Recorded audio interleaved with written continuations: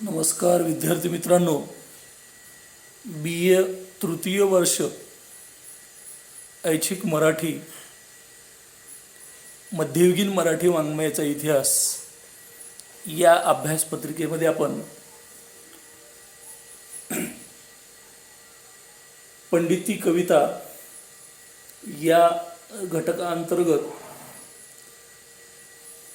पंडिती काव्य परंपरेतील 18व्या शतकातील शेवटचे महाकवी मोरोपंत यांच्या संदर्भात आपण माहिती घेत आहोत. यापूर्वीच्या तासिकेमध्ये आपण पंडित कवी मोरोपंत यांचा जीवन परिचय जो आहे तर तो आपण लक्षात घेतलेला आहे. पंडिती काव्य परंपरेतला अतिशय महत्त्वाचा कवी म्हणून आपल्याला कवी मोरोपंत यांच्याकडे पाहता येईल. त्यांच्या जीवन परिचयानंतर आज आपण मोरोपंतांची जी काव्यरचना आहे, मोरोपंतांचं जे काव्य आहे, तर या संदर्भात काही चर्चा आपण करणार आहोत. विद्यार्थी मित्रांनो, मोरोपंतांच्या कवितेविषयी, काव्याविषयी जर आपण पाहिलं तर मोरोपंतांची काव्यरचना ही प्रचंड प्रमाणामध्ये आहे. विपुल प्रमाणामध्ये आपण मोरोपंतांची काव्यरचना असलेलं आपल्याला दिसून येतं. म्हणजे काल आपण लक्षात घेतलं की सुमारे 75,000 इतकी विपुल अशा प्रकारची काव्यरचना जी आहे ही मोरोपंतांची असलेली आपल्याला दिसून येते. मोरोपंतांच्या साहित्याविषयी, कवितेविषयी जर आपल्याला अभ्यास करायचा म्हटलं तर इतक्या संपूर्ण विपुल काव्य परंपरेचा एकत्रित अभ्यास करता येणं थोडंसं जरा जिकिरीचं जाईल. म्हणून आपण पहिल्यांदा काय करूयात की मोरोपंतांची जी काव्यरचना आहे, कारण मोरोपंतांनी वयाच्या 22व्या-23व्या वर्षापासून ते त्यांच्या अखेरीपर्यंत सतत काव्यरचना केलेली आपल्याला दिसून येते. म्हणून आपण मोरोपंतांच्या या कवितेचे कालखंडानुसार काही क्रम लावूया आणि नंतर ही कविता आपण समजून घेण्याचा प्रयत्न करूया. विद्यार्थी मित्रांनो, मोरोपंतांच्या कवितेचे कालक्रमानुसार जर आपण खंड पाडायचं म्हटलं तर आपण ते 5 कालखंड त्यांच्या कवितेचे आपण लक्षात घेणार आहोत.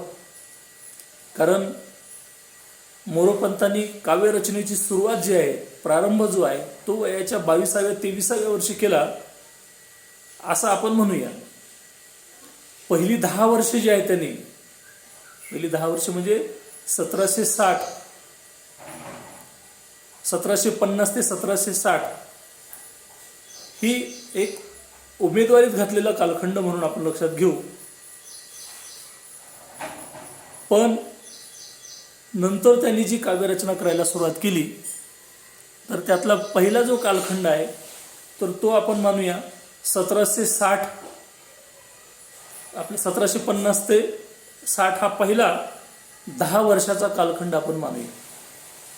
या पहिल्या 10 वर्षामध्ये मोरोपंतांनी विविध वृत्तामध्ये जे काव्य रचले ते म्हणजे कुशलोपाख्यान. कुशलोपाख्यान हे त्यांचं पहिलं काव्य आहे. त्याशिवाय या प्रारंभीच्या कालखंडात त्यांनी शिवलीलांचं वर्णन करणारा ब्रह्मोत्तर खंड आर्यवृत्तात लिहिलेला आपल्याला दिसून येतो.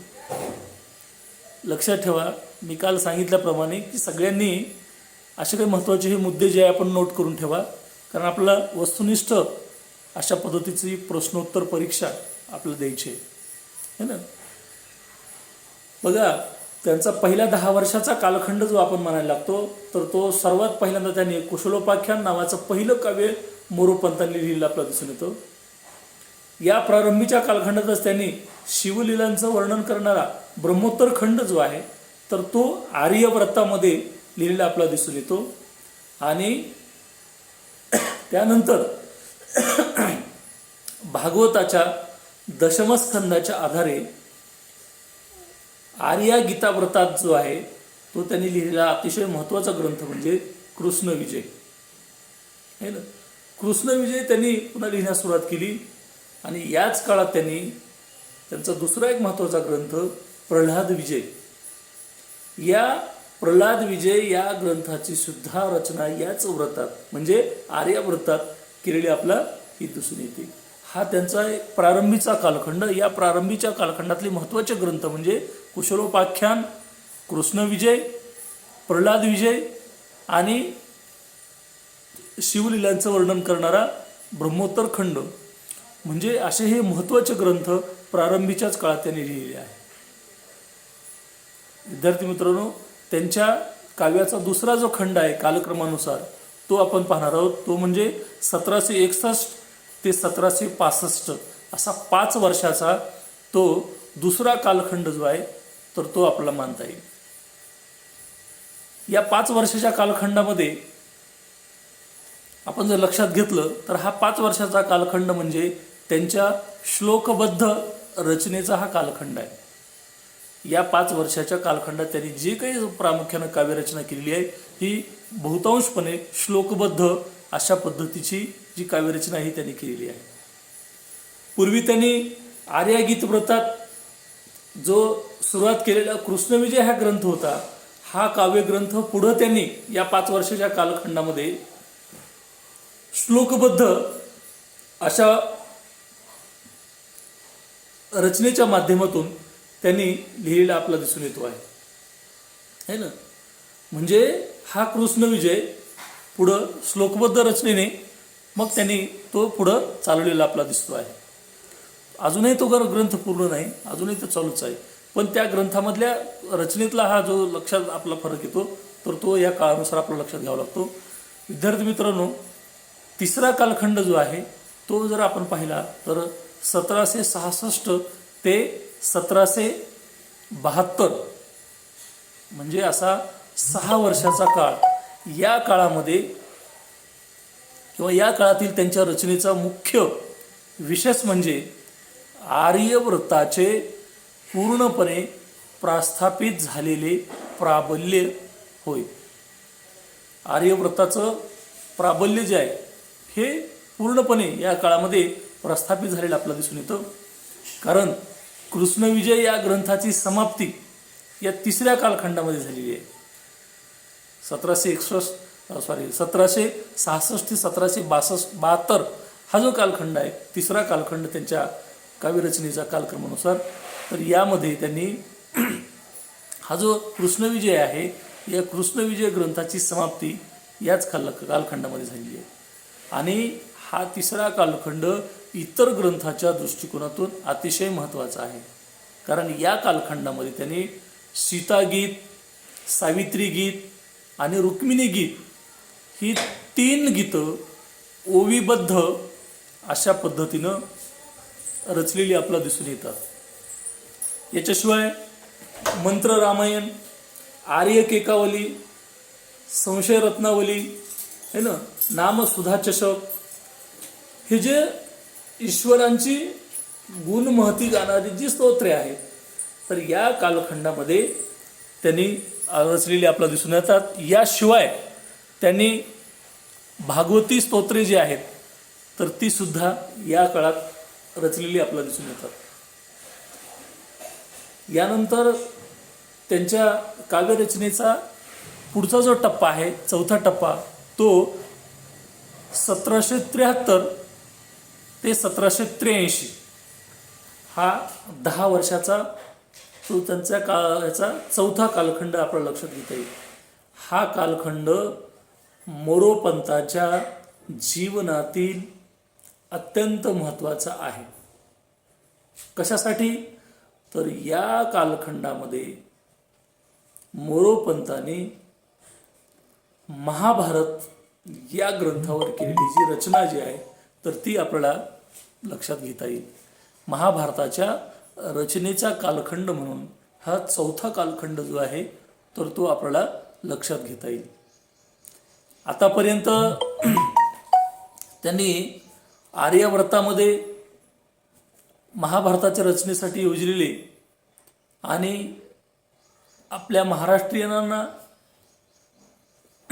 जी देण दिलेली आहे तर ती आर्यवर्तामध्ये दिलेली आहे. या 10 वर्षात त्यांनी है ना की जी काही काव्यरचना केलेली आहे तर ती अतिशय महत्त्वाची म्हणून आपल्याला ही लक्षात घेता येईल. आणि त्यांच्या काव्यरचनेचा अखेरचा जो कालखंड आहे है ना 1783 ते 1794 हे त्यांचं मृत्यू वर्ष. तिथपर्यंत आपण जर पाहिलं तर या शेवटच्या 12 वर्षात है ना त्यांनी जे काव्यरचना केलेली आहे तर ती आपल्याला लक्षात घेता येईल. कारण या कालखंडामध्ये मंत्र भागवत, हरिवंश, संकीर्ण रामायणे आणि मुख्य म्हणजे त्यांच्या नामाभिधानानं जे ओळखलं जाणारा ग्रंथ आहे श्लोक केकावली है ना हे त्यांचं अखेरचं काव्य असं आपलं म्हणता येईल. अखेरचं का म्हणेल तर त्या श्लोक केकावली याच्यामध्ये कृतांत कटक कामल ध्वज जरा दिसो लागली हा त्यांचा जो उद्गार आहे यावरून आपल्याला हे काव्य जे आहे हे त्यांच्या शेवटच्या कालखंडातले काव्य म्हणून आपल्याला लक्षात घेता येईल. म्हणजे लक्षात घ्या की मोरोपंताच्या एकूणच काव्याची वैशिष्ट्ये जर आपण लक्षात घेतली तर मोरोपंतांनी 108 रामायणे लिहिली. प्रत्येक रामायणाचं स्वतंत्र काहीतरी वैशिष्ट्य आहे हे आपल्याला त्यावरून लक्षात येतं. मोरोपंतांनी त्या काळामध्ये गझलाही लिहिल्या है ना. या ज्या गझला आहेत या गझलेला त्या प्रकाराला त्यांनी गज्जल म्हणत. मोरोपंत त्यावेळेस गझल नाही गज्जल असं म्हणत. तर त्यांच्या या गझला अतिशय वैविध्यपूर्ण अशा प्रकारच्या असलेल्या आपल्याला दिसून येतात. मोरोपंताच्या गझलेचा नमुना तुम्हाला जर एखादा सांगायचं म्हणजे रसने न राघवाच्या थोडी यशात गोडी निंदा स्तुती जनांच्या वार्ता वधूधनाच्या खोट्या व्यथा मनाच्या काही न यात जोडी अशा या गझलेच्या पहिल्या शब्दावरून है ना आपला या व्रताला त्याचं नाव जे आहे रसना हे नाव मिळालेलं आपल्याला दिसून येतं. बघा लक्षात घ्या की एकूणच मोरोपंतांनी लिहिलेले बघा कुशलोपाख्यान या ग्रंथापासून ते त्यांचं कृष्णविजय, प्रल्हाद विजय या नावाच्या महत्त्वपूर्ण ग्रंथाबरोबर ब्रह्मोत्तर अशा प्रकारचा खंड, याशिवाय त्यांनी वेगवेगळ्या माध्यमातून लिहिलेली जी श्लोकबद्ध ओवी गीतं आहेत, स्त्री गीतं आहेत, तर ती अतिशय वैविध्यपूर्ण आणि महत्त्वपूर्ण अशा प्रकारची आपल्याला लक्षात येतात. त्यांची जी काही ओवी गीतं आहेत है ना, सीतागीतं, सावित्री गीतं, स्त्री गीतं जी आहेत यातून स्त्री सुलभ मनाच्या भावभावनांचा सहज आविष्कार मोरोपंतांनी अतिशय अप्रतिमपणे साधलेला आपल्याला दिसून येतो आहे. याशिवाय ईश्वर महात्म्य, ईश्वर स्तुती गाणारे त्यांचे जे काही ग्रंथ आहेत, तत्कालीन महाग्रंथाच्या कथांवर आधारित रचलेली त्यांची जी काव्य आहेत तर त्यामध्ये वेगवेगळ्या प्रकारची गोडी निर्माण करण्याचं काम मोरोपंतांनी केलेलं आहे. अर्थात सर्वच त्यांचं काही लिखाण हे सुरस अशा प्रकारचं आहे असंही आपल्याला म्हणता येत नाही. त्यातही अनेक काही उणिवा अभ्यासकाने दाखवण्याचा प्रयत्न केलेला आहे. पण एकूणच मराठी वाङ्मयाच्या दृष्टिकोनातून पंडिती काव्य परंपरेच्या या इतिहासामध्ये आपण जर लक्षात घेतलं तर मोरोपंतांची काव्यरचना जी आहे ही अतिशय वैविध्यपूर्ण अशा प्रकारची महत्त्वपूर्ण प्रकारची असलेली आपल्याला दिसून येते. मराठी साहित्यामध्ये या पंडिती काव्य परंपरेत अतिशय मोलाची वैविध्यपूर्ण वैशिष्ट्यपूर्ण अशा प्रकारची भर घालणारं मोरोपंतांचं एक आगळं वेगळं साहित्य म्हणून आपल्याला मराठी वाङ्मयाच्या इतिहासात लक्षात घेता येईल हे मात्र नक्की.